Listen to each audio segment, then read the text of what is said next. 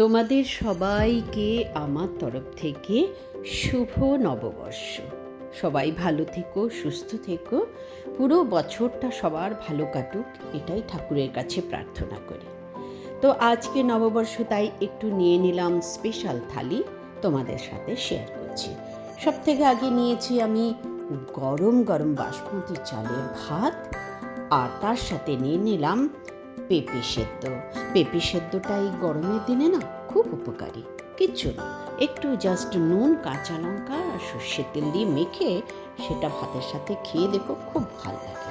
তারপরে একটু কচুরলতি সর্ষে বাটা দিয়ে বানিয়েছিলাম, সেটা নিয়েছি। এবারে নিয়ে নিলাম লাউ ঘন্ট, একটা বাটিতে সেটাও নিয়ে নিলাম। খুব সিম্পল করেই আমি বানিয়েছি লাউ ঘন্টটা। গরমটা মাথায় রেখেছি, তাই বেশি রিচ করিনি। আর আমার বাড়িতে অনেকগুলো কাঁচা পেঁপে আমার মালি দাদা এনে দিয়েছে।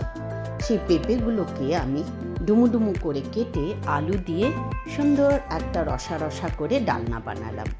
এটাও বেশ উপকারী, গরমের দিনে খেয়ে দেখো তোমরা। আর এই রেসিপিটা আমি তোমাদের সাথে শেয়ার করব। সেটা বেশ ভালোই লাগে খেতে, খারাপ লাগে না। এই সাজিয়ে দিলাম। এরপরে আজকে তো নববর্ষ, একটু মাছ মাংস না হলে তো হয় না। তবে আমি আজকে মাংস করিনি, মাছই করেছি।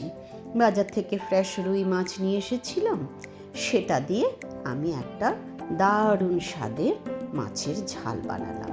একটু টমেটো বাটা, আদা বাটা দিয়ে, ধনে পাতা, কাঁচা লঙ্কা, আহা ভীষণ স্বাদের হয়, তোমরাও বানিয়ে খেও।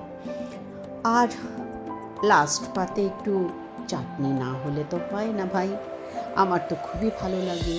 আর আজকে যেহেতু একটু স্পেশাল মেনু, তো চাটনি অবশ্যই খেতে হয়। তাই অনেকগুলো কুল আমার কাছে রাখা ছিল, বেশ পাকা টুসটুসে কুল। সেই কুল দিয়ে আর টমেটো দিয়ে আমি একটা মিষ্টি চাটনি বানিয়ে দিলাম। শেষ পাতে একটু চাটনি হলে না মনটা ভরে যায়, তাই আর কি। তারপরে সাজিয়ে নেব আমি একটা লেবু আর আমারই গাছের ছোট্ট ছোট্ট দুটো কাঁচা লঙ্কা। ব্যাস হয়ে গেল আমার আজকের মেনু। তোমরা আমার চ্যানেলটাকে সাবস্ক্রাইব করো আর আমার পাশে থেকো। টাটা।